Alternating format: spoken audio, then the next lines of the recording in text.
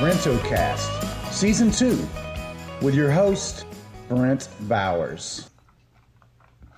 BrentoCast, Episode 58. It's April 17th, about 25 days since the last episode in which I dropped the bomb, rather abrupt life change to our family, in that my mom had a stroke which paralyzed her on the left side. To date, she is still paralyzed on the left side, although she has made some minor advancements in being able to activate part of her left side. She can wiggle her toes on occasion on the left foot, and she can, when they get her up in a standing position, she, for the first time just yesterday, or the day before, was able to put a little bit of weight on it. So, yeah, it's slow going. I guess I've been putting this off because I don't want to be depressed or, come across as depressed on a podcast, because really it's just to kind of like put a little bookmark in time. We tend to only remember the good things, and this is certainly not among those. But I feel like it was important to go ahead and, stick to this once a month update of the happenings in the life of Brent, for future review and retrospection. Or perhaps if Delilah wants to look back, at Grandma's last days at some time. And I'm sad to put it that way, but that's just kind of how it feels. You're in a place where people are kind of at the end of the road, and I'm hopeful that Mom can recover enough to get out of that facility and back home in a way that is meaningful, and, it's not just constant around-the-clock care. But that all remains to be seen. Of course, I pray for that outcome, and I think if anybody's tough enough to do it, she can do it. But the brain is a funny thing. You really realize a brain injury is not like a bruise or a cut. There's a timeline on that. With the brain, you can have big changes up to a year, maybe even longer. I guess there's cases of people coming out of comas after 20 years. Not that she's in a coma, but it's like that. The brain is inactive in the area that needs to connect to those limbs. But she is in Trinity Place, which thankfully is only a mile from the house. I could say a lot of great things about some of the people there, some perhaps not so great things about at least one of the people there, but really, what's the point? I realize it's a difficult situation. Caring for folks that are in any variety of incapacitation. Mom actually is pretty straightforward as far as the care goes, but a lot of folks there are not. And pretty much everybody there is wearing diapers, at a certain point. And of course, when I'm told that each nurse has 8 to 10 people they have to take care of, and they try to meet that 20-minute time, when somebody rings the bell or whatever to get changed, but they don't. It's a farce. It's an absolute farce.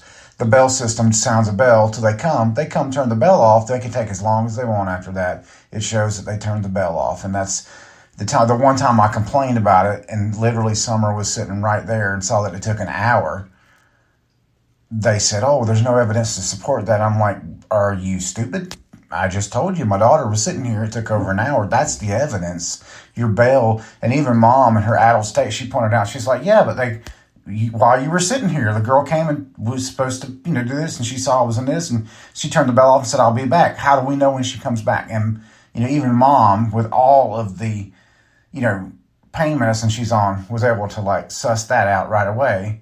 And, we just got stonewalled on that and told, well, you're always welcome to look at the other places. And for somebody to say that, that's pretty cold-blooded, because everybody knows that Trinity is the best place around here and whatnot. Then, of course, I'm not going to get into a deep discussion on it, but Humana and these companies that advertise to take over control of your Medicare from actual Medicare, they're all evil. They should all burn in hell.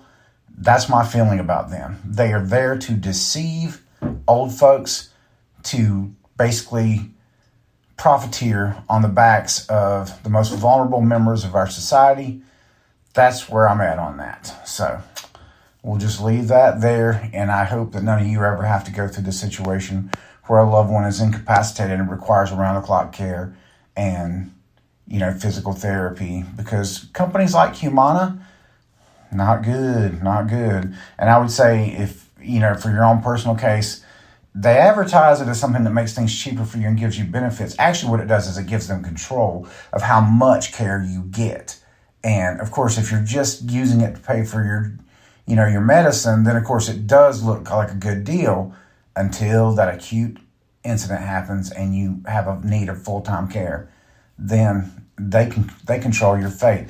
They literally tried to send mom home, couldn't even sit up, couldn't even be in a wheelchair. Tried to send her home after 14 days. What can you say about these people? They're absolutely the scum of the earth. I literally put them below professional criminals. Like, I really do. Because at least with some of those guys, there's a code. They won't take advantage of old people. A lot of them will. Anywho, moving right along, there's other things that it's not all bad. We came to one of my favorite events of the year at Baden, which was Celtic Festival and Celtic Fest at Loch Baden. My friend Tim sort of was the main organizer with Better Baden for that this year, and they had it at the golf course behind Baden Inn. Wow, what a change that made. Great place to have it. So much nicer than having it on the green or at the waterfront. The whole thing was great. The weather was literally perfect. Blue Carolina skies, puffy little clouds, nice breeze blowing, and I don't think it ever got above 71. So perfect day, and I spent 4 hours out there with Delilah. We toured the Narrows Dam, which was amazing. Got some great pictures, and visited with some Highland cows. And just really, really had a great time at that. And then the boys got to play a little show at Loafers on the Deck. And that's the first live music on the deck. Then, of course, we sort of had a sound man, and the sound didn't go smooth. There were some technical difficulties. One of the guys had to pull out at the last minute, but we still pulled it off, and it was fun. It was a lot of work to make happen, but it was fun. As it turns out, I ended up having to bring literally all the instruments since Mark's piano was on the fritz. And but we pulled it off. It was just kind of high stress, and I don't know how excited I am about trying to do that with the whole band until it's a situation where I'm just bringing my guitar and my amp, But I digress. We also played 2 weeks prior to that, the Arbor Day Festival at Norwood. And again, that was great fun. Another band lent us their PA, and we just brought instruments, and that was great. I really enjoyed that. Encountered a tent selling 3D printed goods, which kind of sparked my thought that I should go ahead and get into 3D printing. I've been watching that hobby/side hustle for about 10 years and thought, hey, the machines are better now and it's easier to get into. And so I did. I talked to Nancy and we discussed it, and there's going to be kind of an offshoot of Almar Nutrition where we sell little tchotchkes and knickknacks that are 3D printed in the store. And I got a fantastic 3D printer called the Bamboo Labs X1 Carbon. I got it with the hopper, so there's multicolor capabilities. I'm really just kind of printing some fun little things out. I'm trying to stick to shorter projects, although I did get into a project yesterday that was set to take 17 hours, but it seems like it may have stalled out. I don't know. I've had one other failure, but for the most part, everything's went really smooth. One of the great things about this particular printer is that it includes 2 cameras, one of which will take a time lapse for you and save it on a little card, so you can always download that to your phone or share it on TikTok. And to that end, I'm actually trying to be serious about a TikTok for that business, because my plan is to go to have an Etsy. When I get into any original content, I'll have an Etsy store as well to sell this stuff. But we had Summer sort of put together the first little succulent sort of based on one of the 3D prints yesterday, and I've made a few cool little figures, and I see that kind of growing and being something that maybe at least will pay for itself and perhaps even make a little profit. So in a nutshell, that's what's been going on the last month. I try to visit mom daily, sometimes multiple times daily, because, that's sort of the thing. It's just keeping the chin up. She's a strong person, but she doesn't like the food at all times there. And you can imagine some meals are okay, others are fried chicken fingers or whatever, and microwaved, and it could be a bummer. As somebody who had to, was in the military and always, fortunately, was lucky enough to have great food at the places I went. I heard some tales of places that didn't have great food, and that's a demoralizing thing when that really all you have to look forward to is the next meal. She's pretty much watching the Western Channel 24/7, which is kind of what she watched at home. So at least there's that. They've recently moved into a room that's going to have a roommate. And in this room, they can't, because it's just her right side she can use, they can't position her in a way that she can look out the door and meet people. So she doesn't like that. She wants to be able to socialize from the bed. And they do put her in a chair so 4 or 5 hours a day, which I understand tires her out. But anyway, one of the tiny silver linings in this cloud is they have a Chickering baby grand piano. Sometimes I will roll mom out there and play on that. And I've been playing it so much. Literally, I've been playing piano daily since mom has went into Trinity. So I guess that's been 3 weeks now. And that's really improved my piano playing, I got to say. In fact, I might have mentioned this earlier that I was going to get back to doing some solo performances after having taken time off at Loafers for a couple reasons. I didn't want it to look like I was self-serving and booking myself more often, so I took a little 3-month break from playing at Loafers when I started being the booker. And now I'm going to get back to playing monthly. And so my first performance back will be June 1st at Loafers. And hopefully it'll be on the deck outside if the weather is permitting. And also that week, on May 30th, we'll do an open jam. And that'll be the first open jam on the deck. So hopefully that's going to work out great. I will say that for the little show we did, and especially for Jack Burns, there was a great crowd outside. So that expands tables, which is what we're trying to do, make it profitable for them so that we can have a nice music scene in Baden. So, yeah, it's looking up. But I'm going to attempt on June 1st to do piano the whole time. I am very rudimentary and basic on the piano, but in the setting of a restaurant, they're not looking for like real flashy stuff anyway. I'm not nearly on the level like a Mark Woodward, who of course has really inspired me to want to be able to do just the piano and me. But I can play the basic songs and sing them, so that's what it's going to be. And if people respond to that a certain kind of way, I may do it here and there. Obviously, I'm a guitar player. I'll take my guitar as a backup if I just totally bomb on piano, but I'm hoping to play piano the whole time. So, ran a big print last night of 2 articulating pandas print in place, and it looks like it was supposed to be 17 hours. It looks like it may have stalled, or the app is not correcting properly, which has happened before when I'm remote from the store. So that's one of the reasons I wasn't able to sleep. So I pretty much woke up at 3:40 or something like that and tried laying there for an hour. So I just got up and cleaned. And actually, my experiment to grow my beard out for 1 year has now ended at the 7-month mark. I guess right before the Celtic Festival, or maybe right after the Celtic Festival, I had the beard on the side and a mustache cut and left a big long goatee. And I don't know, after a number of days, I just found that really stupid. And people were complimenting me on the little bit of hair that I'd cut off. Oh, you cut your beard, and I was like, whatever. It's really funny. People are really polarized on the beard. Dudes seem to like it. Women can go either way. Maybe the dudes that don't like it wouldn't say so, because you don't go around worrying about another man's facial hair. But women will just say what they think, and a lot of them maybe don't like the beard. But I can appreciate it in Nancy. And Nancy low-key doesn't like it. But I do have my line of like beard ointment. So I try to keep a beard, but like the long one was just getting crazy. So I experienced too many hair in the mouth scenarios.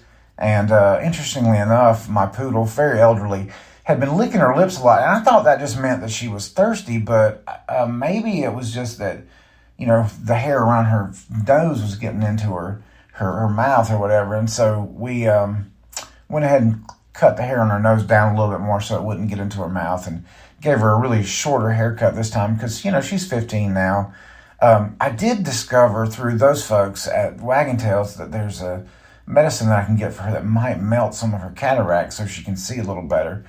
She's functionally blind. I mean, I know she can perceive light, but it's cataracts that just cover both eyes. So she can use her nose, but sometimes she doesn't want to use her nose to navigate, and she'll just sit in the corner and bark until I come get her. So that's not fun. I want her to have a nice time. But she lives a pretty stress-free life, gets hand-fed on the daily, and it's not just dog food. She gets that once in a while, but usually it's like a rotisserie chicken or a bit of steak or something like that.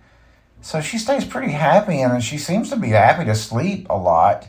And we probably spend like 2 or 3 hours with her a day at home. And, she does not seem sad, but, what can you tell from a dog? But, she's demanding of me like she's not of anybody else. Like, bark, put me down for water, bark, pick me up, and that sort of thing. Bark, take me outside. So, actually I'm going to take her to visit Mom, I think, pretty soon. My brother took his Cane Corso in there the other day, and it's funny because it was Mother's Day, and we, of course, took her breakfast that day, and it was me, Delilah, and Nancy. And then I look out and I go, oh, it must be a support dog. And it was Raven, and Chris came in with her, and, she loves Mom and vice versa. So, she was real happy to be in there. And then, of course, we all started feeding her the breakfast, and she was really happy. She's a very food-motivated dog, big thing, too. And we took her out, and, she's actually a really friendly dog, and she'll literally go from barking at somebody, like in suspicion, to being their best friend in inside of 90 seconds if they start petting her. So she really loves the pets, and she's got this real silky coat, so it's always fun to pet her. And but then I noticed she was really wanting to jump up on people, and that is not her usual mode. So I think she was a little overstimulated being in there and getting so much attention, but it was cool. So let's see. Went and visited Mom for a couple hours, played the piano for probably 30 minutes on Sunday, and then eventually we took Delilah home and went off to the hotel at Embassy Suites for our little Mother's Day thing, and just kind of hung out over there.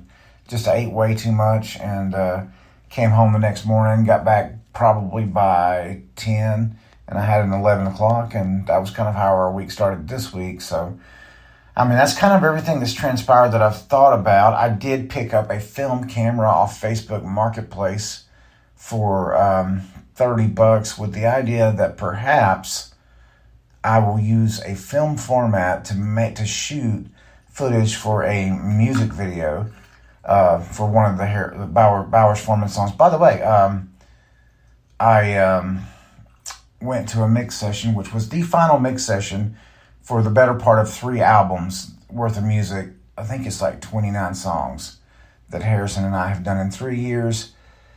So look for some of that to be coming out soon. It's all finally mixed. Finally mixed, I should say. It's all finally mixed and ready for release. Back to the film thing for a second, though. I haven't found the film, and I keep my eye on Facebook Marketplace for a working VHS camera, and I found one, and I already drove to Waxhaw, and the lady at the last minute said her son wasn't there to test it, and she didn't want to do it, so I was stuck. That was last Wednesday night. Well, she eventually got back to me and said that they tested it, the battery doesn't work, but you can plug it in and record, and it works. So that's good enough for $30. So I'm going to go try to grab that possibly tonight, but my policy this time is going to be I'm not even going to consider going if I don't have her house address. I'm not going out there and getting stood up again and, whatnot. And it's just $30. I'm not even worried about it. If I don't get it, another one will come up. Somebody gave me one. Of course, it would not work plugged in or with the batteries. And our friend Josh was explaining to me that there's no way that type of battery could last this long. So that's why all the batteries on those old cameras are dead. And I find that to be true because all of my old video cameras, none of the batteries work as well. So perhaps I'll get that. And it would just be like for a one-off kind of project, maybe a music video recorded on it, and it's actual VHS footage, not like iPhone footage that's converted to look like VHS, but actual VHS. That would be kind of cool. Although they can do a very good job of faking it, and I have free apps on my phone that will do it. So it's I'm only going to spend so much effort trying to do it, I guess is what I'm saying. Serendipitously, once again, my friend Ron Vigil has come to me with the prospect of capturing and digitizing, putting online old VHS tapes, 8mm tapes, and actual film. So I've accepted to do this project. What I did was I didn't really know how to charge for it, because if you just went by the hour, it would be outrageous. So what I did was I had him go 2 places and get a price to do this. And then I just basically undercut that significantly and said, well, this is what we'll do. So, but the thing is, I think it might take me like over a month to do it. So I can do that while I'm printing things, I think. And, waiting on prints to print. And it might be the sort of thing I could pull off. And not to put too fine a point on it, but with all the extra expenses coming out right now with Mom's situation, Delilah is about to start music lessons, because I always had the commitment that 5 years old, she starts piano lessons until I feel she has mastered the piano. So that's a non-negotiable. Still looking for that final teacher, but I do have a good lead on one. And she's been compared to Nettie Laughlin, the late, great Nettie Laughlin, who we all thought a lot of, and has taught everybody around here to play violin and piano. So I'm going to check this lady out and see if she has availability. That said, I guess that's about everything for the update. I don't know what's going to happen tonight. There is a rodeo about an hour away that I've been playing with the idea of going to see, but we may just stay back. And I don't think Nancy's gotten to visit Mom this week, so we may just hang out with her a bit and eat close to home or whatever. But anyway, I think that's a significant update for BrentoCast 58. Hopefully it'll be a more joyous BrentoCast next time. But if you got your parents, man, all I can tell you is just keep them close and love on them all you can while you can. Have a great week. Thanks for listening.